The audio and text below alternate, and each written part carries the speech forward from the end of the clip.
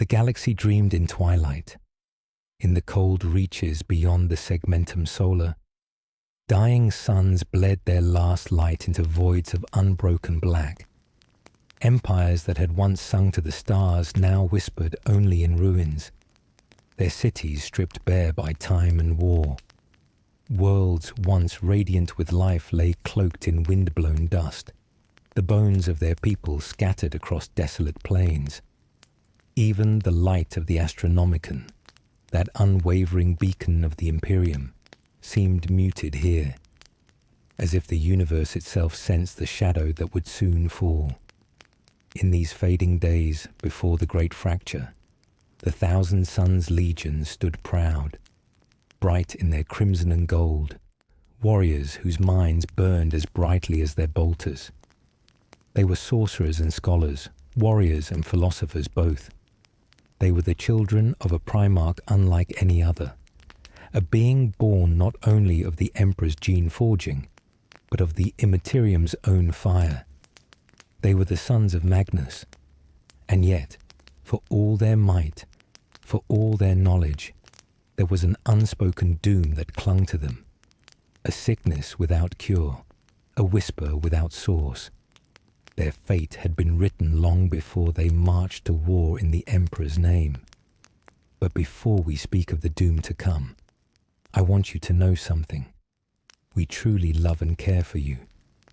These stories we tell are not only of distant wars and fading empires. They are for you, to keep you company beneath the long night sky. So tell us, where in the world are you watching from? And what time is it there? Now, grab your coffee and let us begin. It began, as so many endings do, with a vision. The marble halls of the Pyramid of Photep were silent as Magnus the Red walked them. Each step echoed through the vaults, the sound bouncing off great walls inlaid with obsidian script. He was vast, taller even than his fellow Primarchs, his crimson skin like burnished copper under the amber light of Prospero's twin suns. His single eye, burning gold, held within it both the weight of centuries and the restless hunger of a mind never at peace. Tizca, the city around him, was a jewel in the desert. Its spires reached for the heavens, their tips catching sunlight and scattering it like fire over the white sands. Canals cut through the streets, their waters reflecting the deep blues of a clear sky. Scholars from 100 worlds came here to learn. Warriors of the Legion trained in the discipline of both mind and blade. In all the Imperium there was no place like it. And yet, Magnus walked alone. The dream had returned again. No, not a dream, for his visions were more than the idle fictions of sleep. They were fragments of futures, shards of what might yet be. He had seen the Legion burning. He had seen their armor shattered, their forms unmade, their voices silenced to dust within their own helms. He had seen the Emperor's light cast against them, not in warmth, but in judgment. He stopped before a great window of quartzite and looked out over the city. Below, the marketplaces bustled with traders, and the steps of the Hall of Leng filled with acolytes debating in the morning light. Everything looked as it should, and yet, to Magnus, it all seemed fragile, like glass poised on the edge of a table. He remembered the first time he had spoken of the visions to his captains. They had been gathered in the inner sanctum, the air thick with the scent of burning incense. Some had listened in troubled silence. Others had dismissed it as nothing more than the toll of the Great Crusade's constant battles upon his mind. Only Ahriman, his chief librarian, had looked back at him with the quiet weight of understanding. The flesh change, that was its name. Though the words were spoken rarely, it began subtly, a twitch in the muscles, a flicker of pain behind the eyes. But in time, the body twisted under the strain of its own psychic potential, warping flesh and bone into monstrous forms. The Emperor had seen this curse when first he found Magnus on Prospero, and though he had given no cure, he had given a warning that such powers, unbound, would bring ruin not only to those who bore them, but to all who stood at their side. Magnus turned away from the window. The warning had been given, and yet, how could he do nothing? How could he watch his sons, his creations, crumble under a curse they did not choose? His steps carried him to the hall of the Corvidae, where the Legion's greatest seers laboured to chart the skein of fate. Tall pillars lined the chamber, carved with constellations both real and imagined. A dozen psychers knelt before the central dais, their minds focused on the great orrery that turned there. A vast sphere of golden rings, each marked with the runes of 100 star systems. Ahriman stood at the base of the dais, his armour gleaming in the half-light, the deep blue of his psychic hood framing his dark features. His gaze lifted to Magnus, and though he spoke no word, Magnus heard his thoughts as clearly as if they had been whispered into his ear. It grows worse. Magnus gave a single nod. His eye swept the chamber, lingering on the shifting runes of the orrery. The future was not fixed, not yet, but its paths were narrowing. He could feel the pressure of time itself, like the tightening of a vice. "Summon the captains," Magnus said at last. His voice was calm, but the psychic echo of it rolled through the chamber like distant thunder. "There is a decision to be made." Ahriman hesitated. "You mean to act?" "I mean to save them," Magnus replied. "At any cost." The seers stirred at his words, their concentration breaking. Whispers passed between them, some fearful, others hopeful. Ahriman's brow furrowed, but he inclined his head in obedience. When the chamber had emptied and silence returned, Magnus remained, gazing up at the orrery's slow, inevitable turning. He could feel it again, the presence beyond the veil, watching, waiting. There were powers in the warp that offered knowledge vast enough to tear the curse from his sons forever. Powers that could reshape fate itself. The Emperor had forbidden it. The cost could be terrible. But what was the weight of a promise against the lives of his sons? As he turned to leave, the faintest ripple passed through the chamber's air.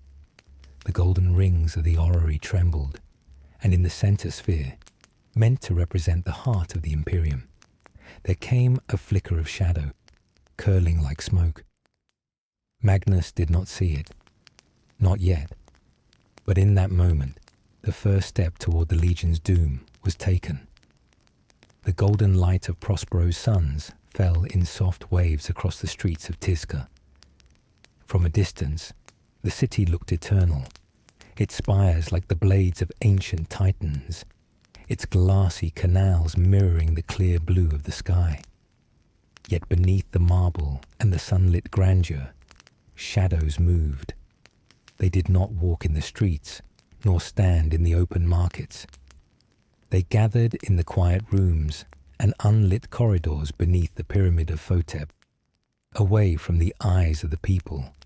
Here, the air was cool, heavy with the scent of incense meant to mask something far less pleasant. The metallic tang of blood and the faint, acrid trace of psychic corruption. Captain Menkora sat on the edge of a stone bench, his armor plates removed from the waist up. His skin, once the deep bronze of Prospero's people, was now marred by a lattice of raised, twisting veins. His right hand shook as he tried to lace his gauntlet back on. Each tremor was worse than the last. "I told you not to come here," came a low voice from the shadows. Menkora's head lifted. Another figure stepped into the light, Seraphi, an apothecary of the Pavani cult. His armor was the same crimson as all Thousand Suns, but his gauntlets and gorget shimmered faintly with the gold and azure sigils of his order. "It's getting worse," Menkora said. His voice was low, hoarse, as if the effort of speaking cost him more than battle ever had. "The spasms don't stop anymore. My fingers, sometimes they fuse together. And the dreams." Seraphi raised a hand, silencing him. "I know." He stepped closer, scanning the captain's arm with the faint psychic hum of his medici helm. "The flesh change," he murmured. "No longer in its infancy. You've only weeks, maybe days before—" Menkora gritted his teeth. "Before I turn into one of them." The word hung heavy. Neither said it aloud, but they both saw it. The warped figures locked away deep in the vaults below, their bodies transformed into monstrous parodies of the Astartes they once were. "Magnus will find a way," Seraphi said, though his tone lacked conviction. Menkora's gaze darkened. "I've heard what the others whisper, that he's already begun work forbidden by the Emperor, that he's making bargains in the warp." Seraphi hesitated. "If it saves us, does it matter?" The question lingered in the cold air. Far above, in the grand debating chambers of the cults, the mood was no lighter. The Corvidae, seers of fate, gathered with the Pyrrhi, masters of flame, and the Raptora, the telekinetics. Each cult sat on its own tier, the chamber arranged like the inside of a vast amphitheatre, light streaming down from the high dome, painted with constellations. "You would risk everything," said Phocis Takar of the Pyrrhae, his voice echoing through the chamber. His black hair framed a face etched with scorn. "The Emperor's edicts are not suggestions, they are law. Magnus risked the wrath of Terra itself." In the upper tier, Hathor Mat of the Corvidae leaned forward. His pale eyes glittered like cut ice. "And if we do nothing? Will Terra spare us when the flesh change claims half the legion? When our brothers are reduced to beasts and our glory to ash?" Arguments flared. Pride against pragmatism. Loyalty against survival. The debates were older than the Great Crusade itself, but now they carried a new edge. The whispers were no longer contained to the cults. Mortal scholars in Tisca spoke of disappearing archivists, of research sealed away by order of the Primarch himself. In the middle tiers sat Ahriman, silent. His dark eyes tracked each speaker in turn, his mind drifting between the words and the threads of fate he had seen. He alone knew the depth of Magnus's desperation, and the truth that the Primarch would never turn aside from his path, no matter the warnings. When the debate reached its loudest pitch, a sudden psychic pulse rippled through the chamber. The air grew heavy, as if the weight of 1,000 oceans pressed down. And then Magnus was there, not walking, not striding, but arriving in a way that made the flesh crawl and the mind recoil. He stood in the center of the floor, towering over all, his single golden eye sweeping the tiers like the blade of a guillotine. "You speak of laws," Magnus said, his voice carrying the timbre of distant thunder. "You speak of the Emperor's will as if you understand it better than I. But I tell you this, the Emperor gave us minds unbound so that we would use them, not chain them. I will not watch my sons wither into madness and monstrosity because we feared to grasp the tools before us." Phocis Takar rose to speak again, but Magnus's gaze silenced him. "I have walked where you dare not look," Magnus continued. "I have seen a cure within the currents of the immaterium. It will demand much of me, perhaps more than I can give. But it will save you, all of you. That is worth any price." The silence after his words was absolute. None dared challenge him further, though unease clung to the chamber like smoke. That night, as the twin suns sank, and the city's white towers turned gold in the dying light, Ahriman found himself standing before the sealed gates of the pyramid's deepest vaults. Two silent guards flanked the archway, their helms masking whatever they thought of their duty. Inside lay the truth, the twisted remnants of brothers who had fallen to the flesh change. Ahriman had visited them before, but tonight the sight struck him harder. One figure, its armor fused into molten ridges of bone, still had a face that might have been recognized. The eyes were wide, unblinking, as if the soul within could still see the world, but no longer speak to it. He left the vaults without a word. Above him, lightning flickered across the clear sky. Though no storm clouds moved in from the desert, he knew then that Magnus's work had already begun in earnest, and that it would not be stopped by debate, by law, or even by the will of the Emperor himself. In the hidden rooms beneath the pyramid, Captain Menkora's shaking worsened. His reflection in the polished marble wavered, not from his tremors, but because the marble itself seemed to ripple, as though reality were beginning to bend around him. And in the warp, something vast and patient opened a single eye.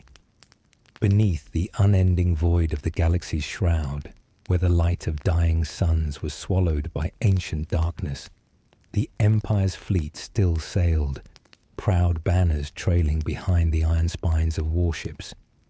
But if one could look beyond their gold-gilded hulls, past the songs of victory carried by their heralds, one would see it, a hairline fracture running through the heart of the Imperial dream. The Emperor's voice, once like the thunder of the cosmos itself, had grown quieter in the councils of war.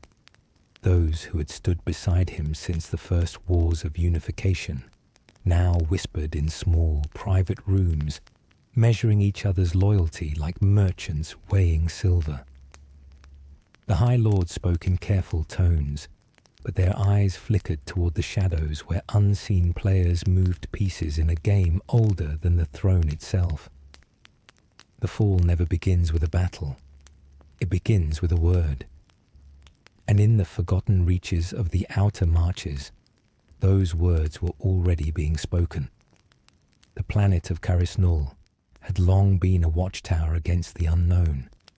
Its people had served the Empire faithfully, paying tithe in blood and grain, their fortresses bristling against any who dared cross into Imperial space. Yet for 3 months now, no signal had come from its astropathic relay. The official record claimed storms in the warp, but those who studied the augur reports knew the truth. Carisnul had gone silent by choice. Lord Admiral Veyron stood upon the deck of the Glory of Terror, staring out into the cold abyss.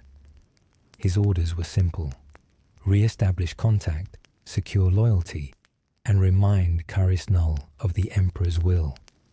Yet something in the silence of that world gnawed at him. This was not the silence of fear. It was the silence of calculation. Rumors from the trade lanes told of strange lights in the void, of ships with no heraldry drifting between stars, their hulls bearing scars of weapons not forged in the Empire. There were whispers of a new council rising on Carisnul, one that spoke not of service to the throne, but of independence. To speak such words was treason. To believe them was death. Yet the galaxy's edges had a way of softening the bite of imperial law. Far from terror, the throne's shadow grew thin. When the Glory of Terror broke through the dust-choked skies of Carisnul, the reception was polite, too polite. The planetary governor, Marius Kale, bowed deeply, his court draped in ceremonial finery. But Veyron saw the distance in his eyes. They feasted the admiral in the grand hall, every plate filled, every cup overflowing. Yet no mention was made of the 3 silent months, nor of the ship seen drifting in the void. That night, Veyron walked the gardens of the palace alone. The stars above were smothered by the dark clouds of an approaching storm. In the stillness, he felt it again. That quiet, patient calculation. The fall never begins with a battle. It begins with a word. And somewhere, in the deep chambers of Caris Nul, those words were being spoken still. The rain came in thin silver veils across the half-lit city of Veyrath, smearing the glow of its spires into long, trembling strokes upon the darkened sky. Beneath the avenues of stone and iron, far from the towers where the imperial banners still swayed proudly in the wind, the world breathed in shadows. It was there, in the narrow arteries of the city, that the old powers whispered. Lorien Vere, once a captain of the Night Watch, stood at the mouth of an alley slick with rainwater and silence. His cloak was heavy from the downpour, but heavier still was the weight of the relic hidden within its folds. A small, rune-etched disc, no larger than a soldier's palm, its surface warm despite the cold night. The whispering sigil. It had been taken from the vault of the Palace of Seers, stolen in the chaos of a raid that never should have reached that deep. Lorien had not meant to claim it for himself. He had told himself this more times than he could count. But when he touched it, something in the core of his mind had ignited. Not a voice, not at first, only a thrum, like the heartbeat of something vast and ancient. Now, as the rain trickled into the cracks of the city, the sigil spoke.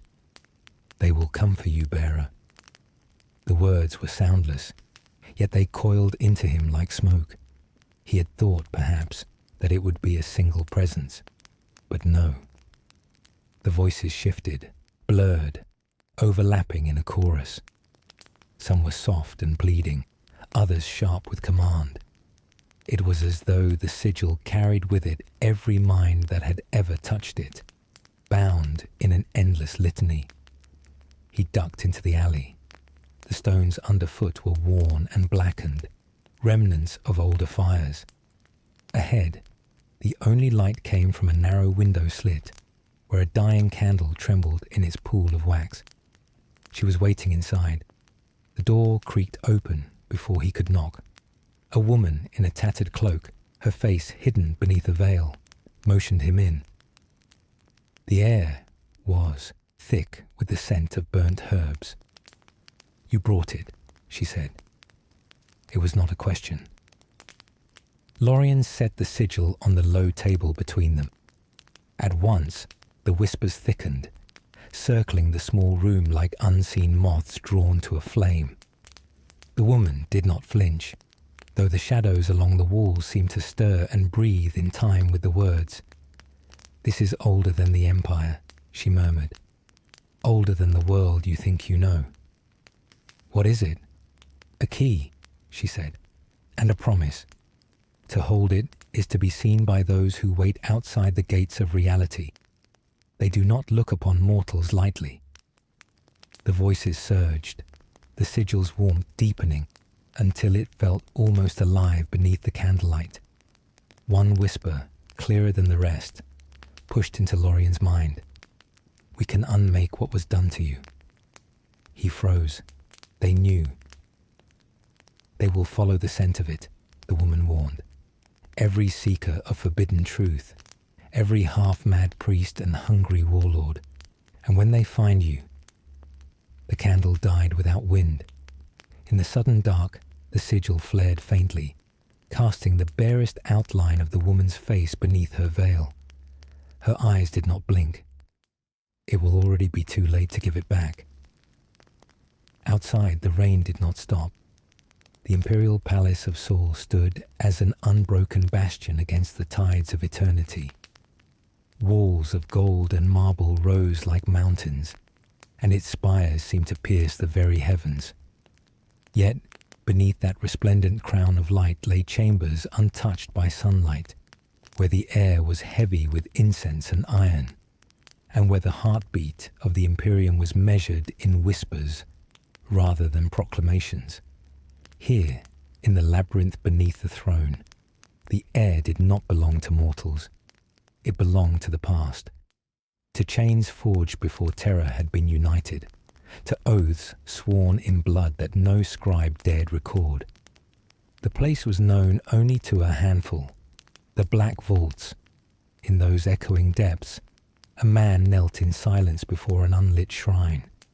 His armor was lacquered black, bearing neither the sigils of legion nor the colors of any chapter. His helm rested at his side, revealing a face weathered by centuries, every line carved not by age alone, but by the weight of memory. This was Lord Castellan Merrick Val, keeper of secrets too dangerous for the daylight. The shrine before him was not to the Emperor. It was older, fashioned from jagged shards of obsidian, and bound together by gold wire, each piece etched with runes so ancient that even the Mechanicus could not name their source. In its hollow center rested a blade, long, slender, and black as the void between stars. Its surface shimmered faintly, as if it were drinking in the light. Val's lips moved in prayer, but the words were not High Gothic. They were not any tongue of man. Each syllable echoed unnaturally in the chamber, twisting and lingering, as though reluctant to leave. He had been reciting them every night for 300 years. Above, the Imperium sang hymns of glory to the Emperor enthroned. Below, in this suffocating dark, another truth festered, for the throne was not merely a seat, it was a prison, and the chains that bound its prisoner ran deeper than gold and steel. It had begun long before Val's birth, when the first whispers came from beyond the edge of the galaxy. A voice, beautiful and cold, had promised salvation in exchange for a single act: the sealing of the black blade within the palace's foundation. It was said that the Emperor himself had given the order, but Val had read the sealed archives, and he knew the truth. The order had not been given in the Emperor's voice. That night, the Lord Castellan stood and took the blade from its resting place. It was light in his hands, far too light for the death it carried. The moment he touched it, the air thickened, and a low, distant hum filled the vault. The blade did not reflect his face, only the reflection of something vast and winged, bound in chains, eyes burning with the light of dying suns. Val's heart pounded. The vision was always the same. The voice that followed was always the same. The chains weaken, Castellan. You will see it, as your father saw it. The day will come when the throne is empty and the stars burn red. Will you keep your oath then? His hand trembled. He had sworn to guard this relic until his dying breath. But the relic was not the danger. The relic was the key. From somewhere deep in the palace, a tremor rolled through the stone. Dust fell from the ceiling. In the vault, the braziers guttered, as though some vast thing had just exhaled. For a long time, Val simply stood there, staring into the void within the blade. He thought of the Emperor above, silent upon his throne, locked in a deathless vigil. He thought of the chains, not all of iron, some of faith, some of fear, and of what would happen if they broke. When he finally returned the weapon to its cradle, his prayer had changed. It was shorter, sharper, not a plea, but a promise, because Merrick Val now knew the truth. The day was coming when the throne would not be enough to hold what lay beneath, and when that day came, it would not be the Emperor's enemies who broke the chains. It would be his own servants. The cold steel of the bridge hummed beneath the boots of Captain Ilias Thorne. Outside the reinforced viewports, the void stretched endlessly. an abyss speckled with the distant fires of stars long dead. The flagship Eclipse's herald cut silently through this darkness, a monolith of war and despair wrapped in the cold glow of navigation beacons. Ilias stood alone, his gauntleted hands clasped behind his back.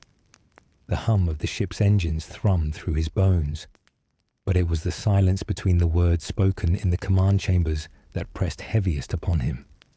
His legion, the Crimson Swords, once proud warriors of the Emperor's light, were now shadows of their former selves, divided, broken by doubt and whispered betrayals. The news from Caris Null had shaken the Imperium's foundation.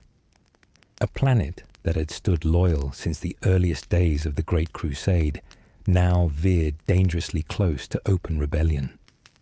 The whispered word was that Governor Marius Kyle had aligned himself with secret cabals, those who coveted power beyond the Emperor's sight.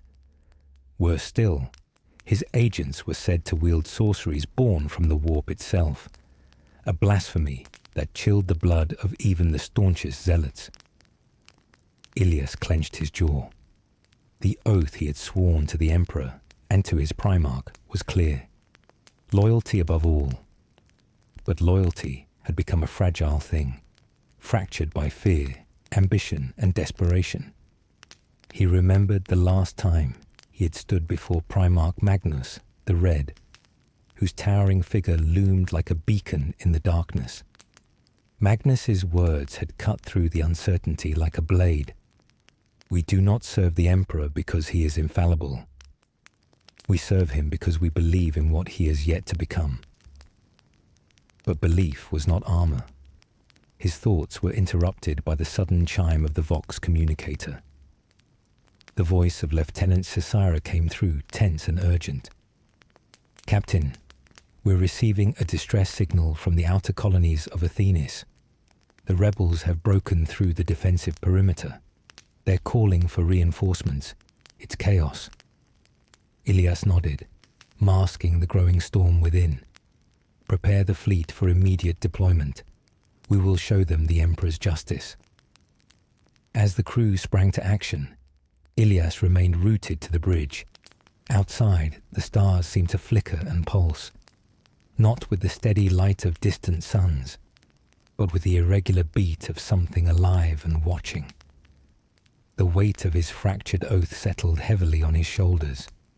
In the quiet moments before war, he wondered how many would fall not to the enemies without, but to the fractures within. And as the Eclipse's herald roared to life, setting a course for the chaos below, Captain Thorne realized that sometimes the greatest battles were fought in the silence of the soul. The sky above Athenis was a churning tempest of ash and fire. Crimson lightning lanced through roiling clouds, illuminating the shattered remains of once proud citadels, now twisted by war and sorcery. The ground shook beneath the thunderous roar of artillery, and the air thickened with the acrid scent of burning promethium and ozone. Captain Ilias Thorne stood atop the command platform of the Eclipse's herald, his crimson armor streaked with soot and dust. His gaze was locked on the planet below, where the last loyalists held a desperate line against a growing tide of rebellion. The crackling Vox feeds delivered chaos in waves, cries for aid, the screams of the fallen, the ragged breath of those clinging to life. Yet the true enemy lay not only in the rebel banners unfurled across Athenis's ruined plains, but within the hearts of those who fought under the Emperor's name. Doubt gnawed at the edge of every command, a silent poison spreading through the ranks. Whispers of treachery had taken root, carried in the half-remembered prophecies spoken by the seers of the Corvidae.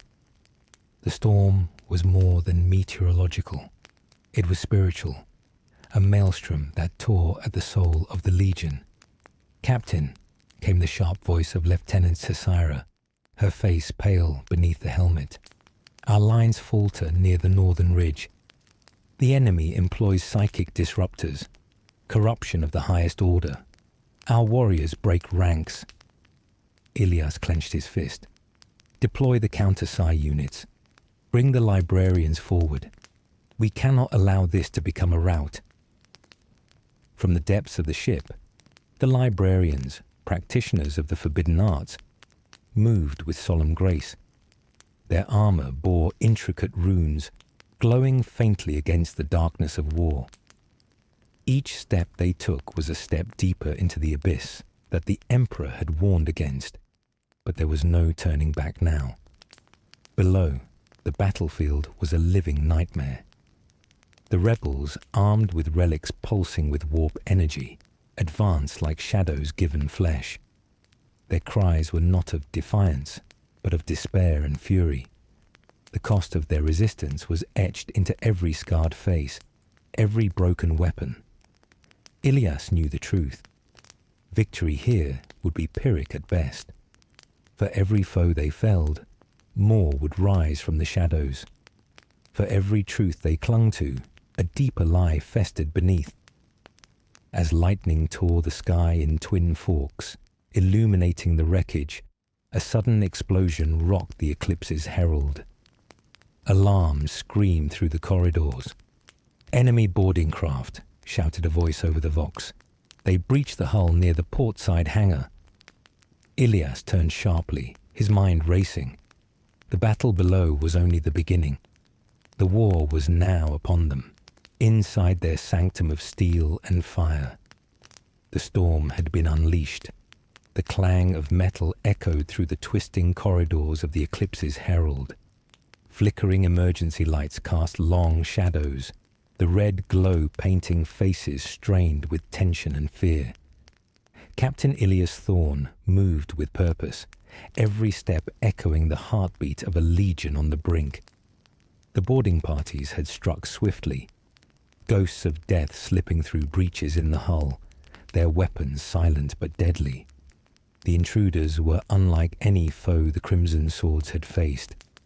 They wore no sigils, bore no colours, but their presence carried an unmistakable malice that gnawed at the edge of reality itself.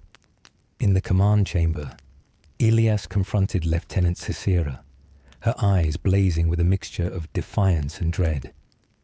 "How deep have they penetrated?" he demanded. "Too far," she replied, voice tight.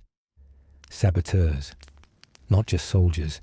They move like shadows, cutting comms, disrupting power, and sowing distrust.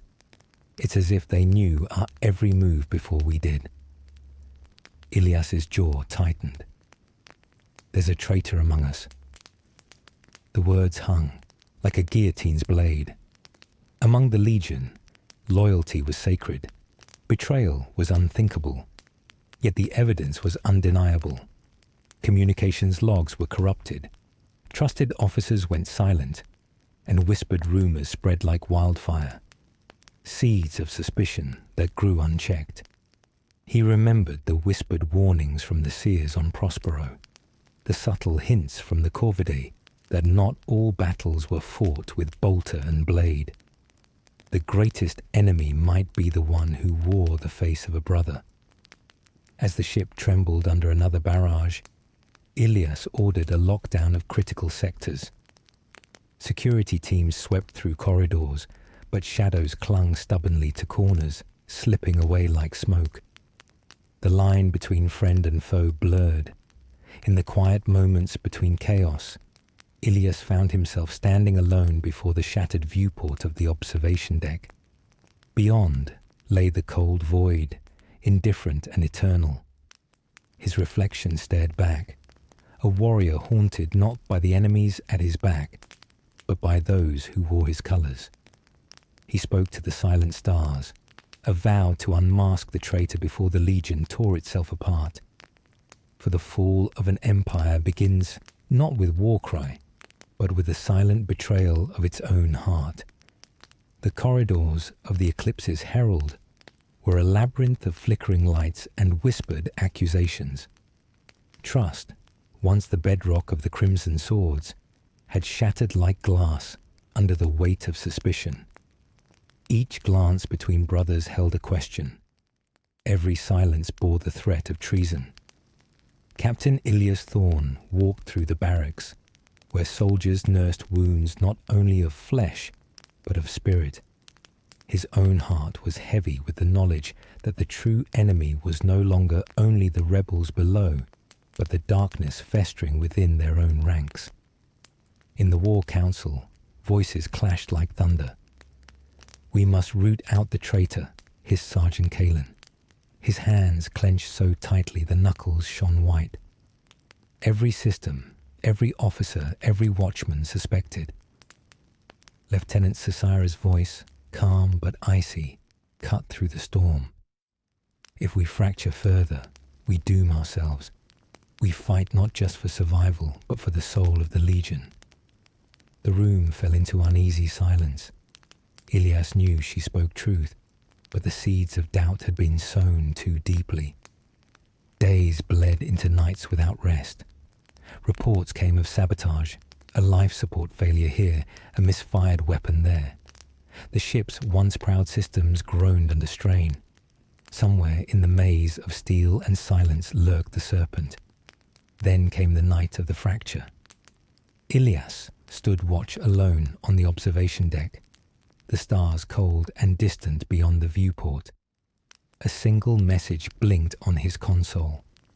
A secret communique, unencrypted, carrying the sigil of a trusted officer, now vanished without trace. The words were a blade. "The covenant is broken. Prepare the way." Before Ilias could call for aid, the lights flickered and died. Darkness swallowed the deck, broken only by the distant echoes of alarms and the sudden chilling realization there was no longer a covenant to protect. The fall of a legion begins not with its enemy's weapons, but with the shattering of its own sacred oaths. The eclipse's herald drifted through the void like a wounded leviathan, its hull scarred by battle and betrayal. Within its bowels, the darkness was deeper than space itself, a tomb where whispered treasons festered and loyalties bled away like dying stars. Captain Ilias Thorne moved with a grim purpose through the shattered corridors, his steps echoing in the cold silence left by the power failures. The once mighty ship now felt like a cage, closing tighter with every passing moment. The traitor's shadow loomed large, and the weight of his failure pressed heavily on Ilias's shoulders. In the War Council chamber, the remaining officers gathered in fractured silence. Eyes darted suspiciously, hands twitched toward weapons, and words trembled on the edge of accusations. It was no longer a question of enemy ships or battlefield tactics. It was a question of survival, of trust betrayed and bonds broken. "I know who did this," Ilias finally said, his voice low but unyielding. "And the reasons are darker than we dared imagine."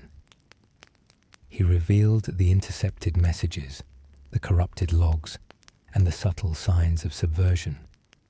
The traitor was none other than Commander Jareth Malvek, once a brother in arms, now a pawn to forces beyond comprehension.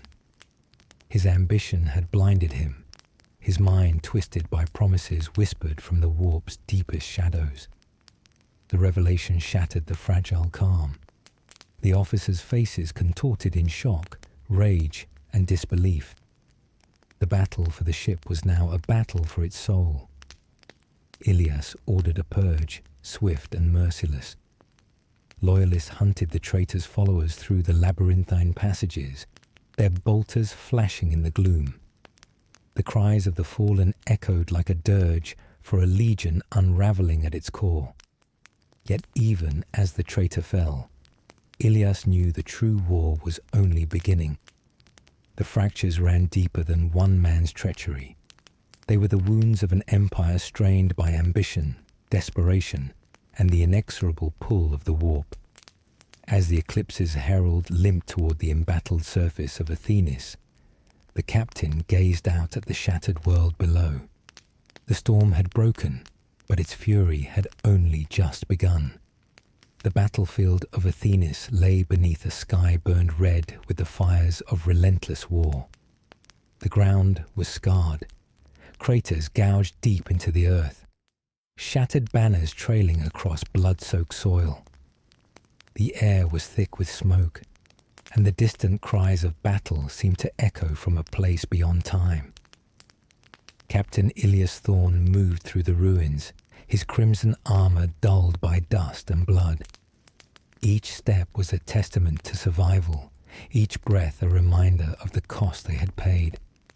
Around him, the remnants of the Crimson Swords fought with desperation, born not only of duty, but of fractured hearts.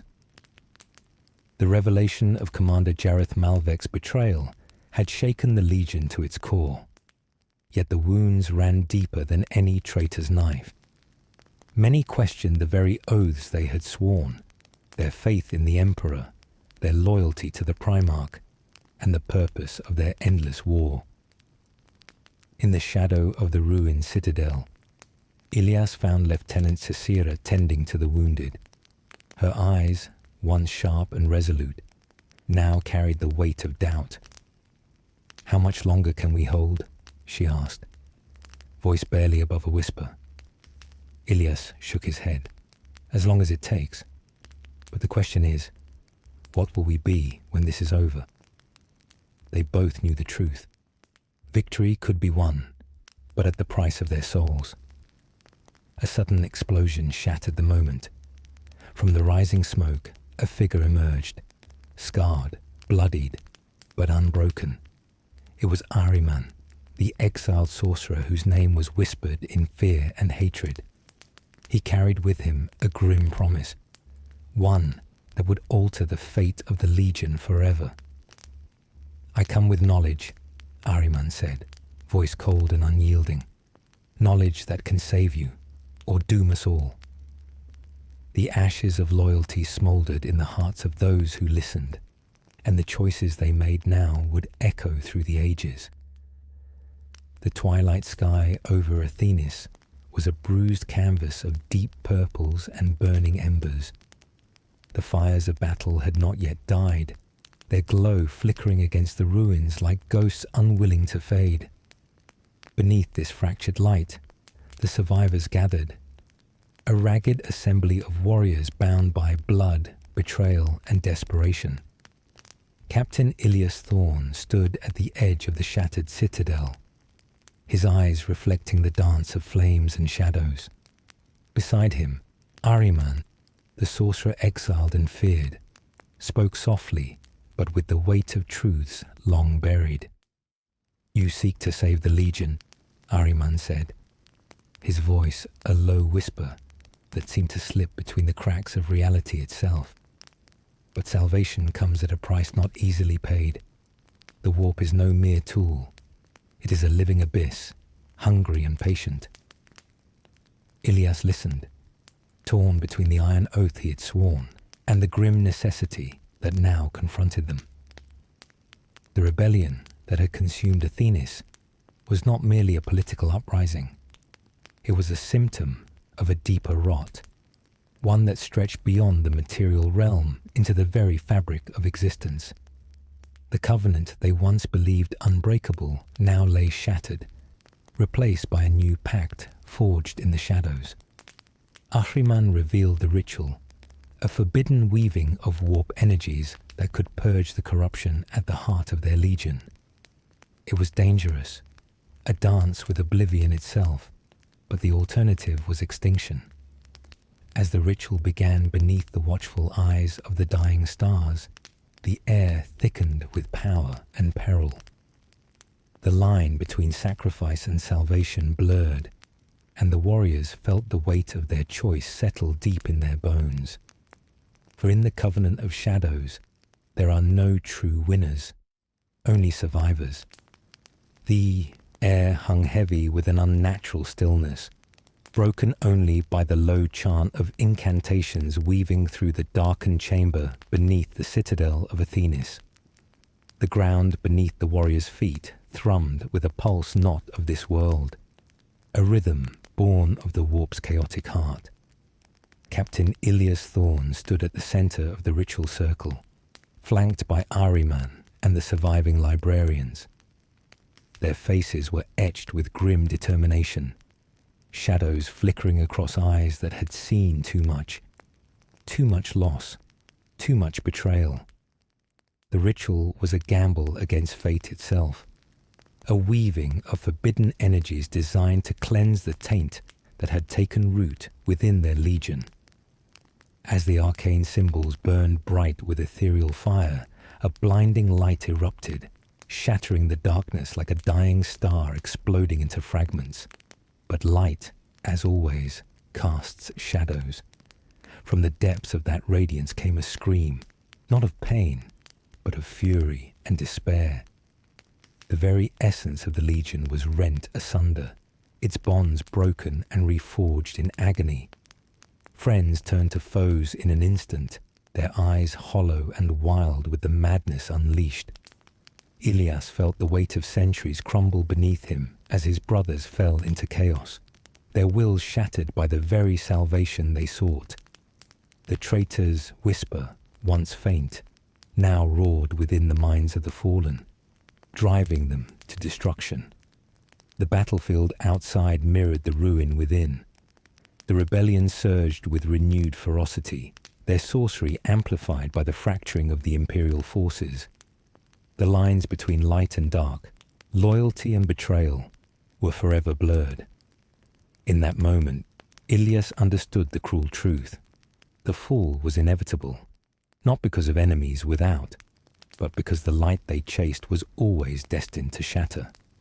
The citadel of Athenis lay in ruin beneath a sky cracked with burning stars, the remnants of war etched into every shattered stone. Silence, heavy and oppressive, settled like a shroud over the battlefield. The cries of battle had faded into echoes, replaced by the slow, solemn beat of loss. Captain Ilias Thorn stood alone amidst the devastation, his crimson armor scorched and dented, the weight of countless fallen brothers pressing upon him like an unbearable burden.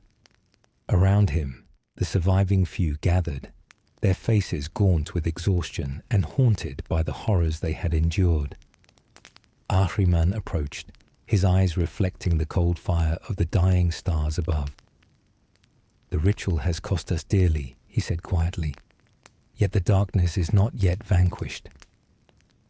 Ilias nodded, his gaze distant. "The Legion is broken," he admitted. "The price of salvation was too high. We stand on the edge of oblivion."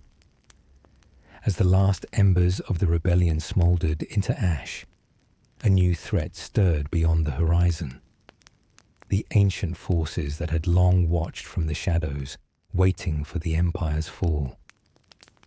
In the final vigil beneath the shattered heavens, the survivors vowed to carry the legacy of the Crimson Swords forward, even as the galaxy trembled on the brink of chaos.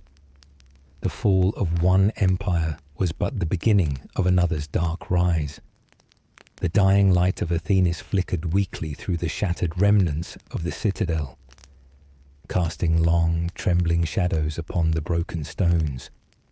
The air was thick with ash and silence, a silence that pressed like a tombstone over the fallen, the betrayed, and the forgotten. Captain Ilias Thorn knelt before the ruins of the Emperor's standard, now tattered and stained with the blood of those who had once sworn loyalty beneath its folds. The weight of centuries settled upon his shoulders, heavier than any armor. He was a relic of a shattered age, a guardian of a legacy that burned as fiercely as it faded.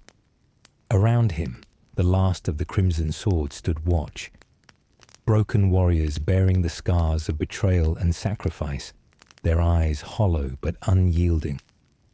The war was over, but the cost was a wound that would never heal. Ilias's voice was a whispered prayer, a lament for what was lost. "We sought immortality in the stars, but found only the fragility of flesh and the certainty of decay." He rose slowly, the cold wind carrying with it the faintest echo of distant battle cries. "Not from this war, but wars yet to come. The galaxy was a forge of endless conflict, a crucible where empires rose and fell like the tides. In the final stillness, Ilias understood the cruel truth that had haunted him since the beginning, that immortality was not a gift, but a curse, to live through the endless cycle of creation and destruction, to watch the stars die and be born anew, and to carry the memory of all that was lost. The throne he had once pledged to protect was empty now, and the chains that bound the empire were broken. Yet from the ashes, new shadows would rise. And so, beneath the dying suns, the story of the Crimson Swords came to its end. Not with triumph, but with a solemn vow whispered into the void, that their legacy would endure in silence and shadow, until the stars themselves faded into darkness,